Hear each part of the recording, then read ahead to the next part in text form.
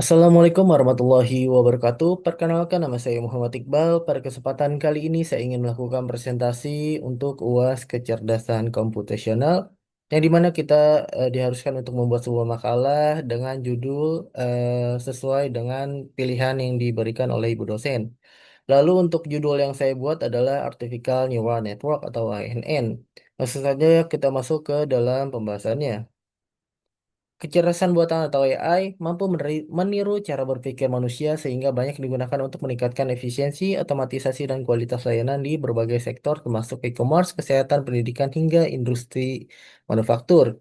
Di dalam ranah ilmu komputer terdapat juga konsep kecerdasan komputasional yang mencakup pendekatan untuk menyelesaikan masalah-masalah kompleks yang sulit diselesaikan oleh dengan algoritma tradisional. Berbeda dengan AI yang lebih fokus pada aspek-aspek kognitif tingkat tinggi, CI lebih banyak digunakan untuk menangani persoalan yang berkaitan dengan persepsi, adaptasi, dan juga kontrol. Salah satunya adalah Artificial Neural Network atau ANN. ANN merupakan model komputasi yang terinspirasi dari cara kerja otak manusia dalam memproses informasi. Dengan menggunakan neuron-neuron buatan, jaringan ini mampu mengenali pola, menganalisis data, dan membuat prediksi secara cerdas. ANN banyak dimanfaatkan dalam berbagai aplikasi, mulai dari pengenalan suara, gambar, hingga sistem rekomendasi dan prediksi pasar. Masuk ke dalam pengertian dari ANN. Artificial Neural Network adalah salah satu alat utama yang digunakan dalam pembelajaran mesin. Jaringan saraf tiruan terdiri dari lapisan masukan dan juga keluaran atau output. Serta dalam kebanyakan kasus, lapisan tersembunyi yang terdiri dari unit-unit yang mengubah masukan menjadi sesuatu yang dapat digunakan oleh lapisan keluaran atau output. Jaringan saraf tiruan merupakan alat yang sangat baik untuk menemukan pola yang terlalu rumit dan atau banyak untuk diekstraksi oleh program manusia dan diajarkan kepada mesin untuk dikenali. Masuk ke dalam komponen utama ANN. Yang pertama adalah lapisan input. Disinilah jaringan menerima informasi, misalnya dalam tugas pengenalan gambar, input bisa berupa gambar. Lalu ada lapisan tersembunyi. Lapisan-lapisan ini memproses data yang diterima dari lapisan masukan. Semakin banyak lapisan tersembunyi, semakin kompleks pola yang dipelajari dan dipahami jaringan. Lalu selanjutnya ada lapisan keluaran. Disinilah keputusan atau prediksi akhir dibuat, misalnya setelah proses gambar, lapisan keluaran mungkin memutuskan apakah gambar tersebut kucing atau anjing. Dapat dilihat pada gambar di samping kanan itu adalah ada tiga komponen utama ANN. Di situ ada input layer, hidden layer, dan juga output layer. Masuk ke cara kerja jaringan saraf tiruan. Yang pertama, lapisan input itu data seperti gambar, teks, atau angka dimasukkan ke jaringan melalui lapisan input. Lapisan tersembunyi, setiap neuron di lapisan tersembunyi melakukan perhitungan pada masukan, meneruskan hasilnya ke lapisan berikutnya. Data ditransformasi dan diabstraksikan di setiap lapisan. Lalu yang terakhir, lapisan keluaran. Setelah melewati semua lapisan, jaringan memberikan prediksi akhir seperti mengklasifikasikan gambar sebagai kucing atau anjing. Masuk ke dalam perbandingan antara neuron buatan dan juga neuron biologis. Dapat dilihat di sini terdapat tabel yaitu aspeknya itu seperti struktur, koneksi, mekanisme pembelajaran dan juga pengaktifan. Di sini ada neuron biologis dan juga neuron buatan. Salah satunya di struktur itu dendrit menerima sinyal dari neuron lain. Untuk neuron buatannya itu menerima data dari dan meneruskannya ke lapisan berikutnya. Itu perbedaan neuron biologis dan juga neuron buatan. Masuk ke dalam ini adalah neuron biologis menjadi neuron buatan. Ini adalah gambarannya. Yang sebelah kiri itu neuron biologis, lalu yang kanan itu diubah menjadi neuron buatan. Masuk ke fungsi aktivasi umum dalam ANN. Yang pertama adalah fungsi sigmoid. Menghasilkan nilai 0 dan 1. Fungsi ini digunakan dalam tugas klasifikasi biner seperti menentukan apakah suatu gambar adalah kucing atau bukan. Lalu ada ReLU atau Rectifiel Lineal Unit. Lalu yang ketiga ada TAN atau tangen hiperbolik. Keempat ada softmax dan juga yang kelima ada Leaky ReLU. Dan ini adalah sedikit penjelasannya. ReLU adalah singkatan dari Lactivate Renal Activation Function. Fungsi ini merupakan fungsi nonlinear dan secara grafis relu memiliki perilaku transformatif sebagai berikut. Dapat dilihat gambar di samping kanan itu adalah perilaku transformatif dari relu. Lalu selanjutnya yang kedua adalah fungsi aktivasi Leaky relu. Fungsi aktivasi Leaky relu adalah jenis fungsi aktivasi lain yang mirip dengan relu tetapi memecahkan masalah neuron yang sekarat dan secara grafis Leaky relu memiliki perilaku transformatif berikut.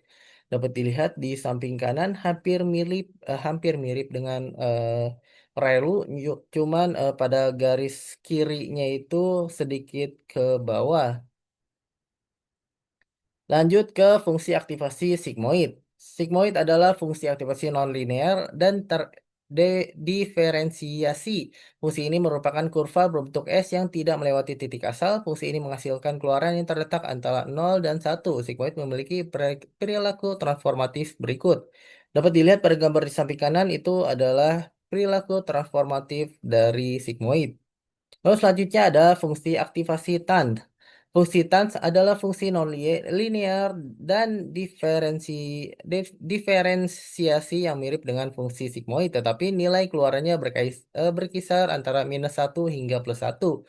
Fungsi ini merupakan kurva berbentuk S yang melalui titik asal dan secara grafis. Tans memiliki perilaku transformatif sebagai berikut. Dapat dilihat sebelah kanan, gambarnya itu mirip dengan aktivasi sigmoid. Lalu yang kelima atau yang terakhir adalah fungsi softmax. Berbeda dari fungsi aktivasi lainnya karena ditempatkan di akhir untuk menormalkan keluaran. Kita dapat menggunakan fungsi aktivasi lain yang dikombinasikan dengan softmax untuk menghasilkan keluaran dalam bentuk probabilistik. Samping adalah bentuk dari si softmax. Lalu masuk ke jenis jaringan syaraf tiruan. Yang pertama itu adalah jaringan syaraf umpan maju atau FNN. Jaringan syaraf tiruan umpan maju, Feed Forward Neural Network adalah salah satu jenis JST yang paling sederhana dalam jaringan ini. Data mengalir dalam satu arah dari lapisan masuk ke lapisan keluaran, melewati satu atau lebih lapisan tersembunyi. Lalu yang kedua ada jaringan saraf konvolusional atau CNN. Jaringan saraf tiruan konvolusional atau CNN dirancang untuk memproses data berstruktur kisi seperti gambar. Jaringan ini mencakup lapisan konvolusional yang menerapkan filter untuk mengekstrak fitur penting dari data seperti tepi atau tekstur. Selanjutnya ada jaringan fungsi basis radial atau RBFN. Jaringan fungsi basis radial dirancang untuk bekerja dengan data yang dapat dimodelkan secara radial atau sirkuler. Jaringan ini terdiri dari dua lapisan, satu yang memetakan input ke fungsi basis radial dan satu lagi untuk menemukan output. Lalu yang keempat adalah jaringan saraf berulang atau RNN. Dirancang untuk menangani data sekuensial seperti deret waktu atau teks. Tidak seperti jaringan lain, RNN memiliki loop umpan balik yang memungkinkan informasi diteruskan kembali ke lapisan sebelumnya hingga memberikan memori jaringan. Selanjutnya masuk ke contoh penerapan ANN. Salah satu contoh penerapan neural network yang sering digunakan dalam kehidupan sehari-hari adalah search engine Google. Google dapat memberikan hasil yang diinginkan user setelah user memasukkan kata kunci berupa teks, gambar, atau suara. Misalnya, user mencari sebuah lagu tapi hanya tahu pengenalan liriknya. User bisa mengetikkan perintah disertai penggalan lirik tersebut di search bar atau bisa menggunakan fitur voice search sehingga perintahnya tak perlu diketik. Dalam waktu cepat, Google akan menampilkan hasil yang sesuai dengan query tersebut.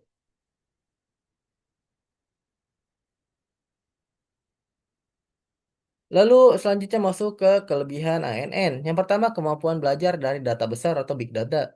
Bayangkan kamu punya asisten yang bisa menganalisis ribuan gambar atau data hanya dalam hitungan detik. Nah, ANN seperti asisten super, mereka bisa mengenali pola rumit dalam data besar yang mungkin sulit dipahami manusia. Yang kedua ada akurasi tinggi. Kalau sudah dibor dengan baik, ANN bisa menghasilkan prediksi yang super akurat. Misalnya, dokter bisa menggunakan ANN untuk membantu mendiagnosis penyakit berdasarkan data medis. Lalu yang ketiga ada fleksibilitas. ANN dapat digunakan di hampir semua bidang, mulai dari pemrosesan bahasa alami hingga sistem otomatis. Lanjut ke kekurangan ANN. Yang pertama itu proses pelatihan yang lama. ANN seperti seorang murid yang perlu belajar dari buku super tebal, prosesnya bisa memakan waktu lama apalagi jika data yang digunakan besar dan kompleks. Jadi sabar adalah kunci kalau ingin melatih model ANN. Yang kedua, ketergantungan pada data. ANN bergantung pada data berkualitas. Jika data yang diberikan kurang bagus atau bias, hasil akhirnya juga akan mengecewakan. Lalu yang ketiga, kurangnya interpretabilitas. Salah satu kritik terhadap ANN adalah sifatnya yang misterius. Misterius di sini maksudnya adalah keputusan yang diambil ANN sulit dijelaskan secara detail karena proses terjadi di banyak lapisan tersembunyi. Hal ini bisa menjadi masalah terutama di bidang yang memerlukan transparansi. Mungkin itu saja presentasi dari saya. Kurang lebihnya mohon maaf. Wassalamualaikum warahmatullahi wabarakatuh.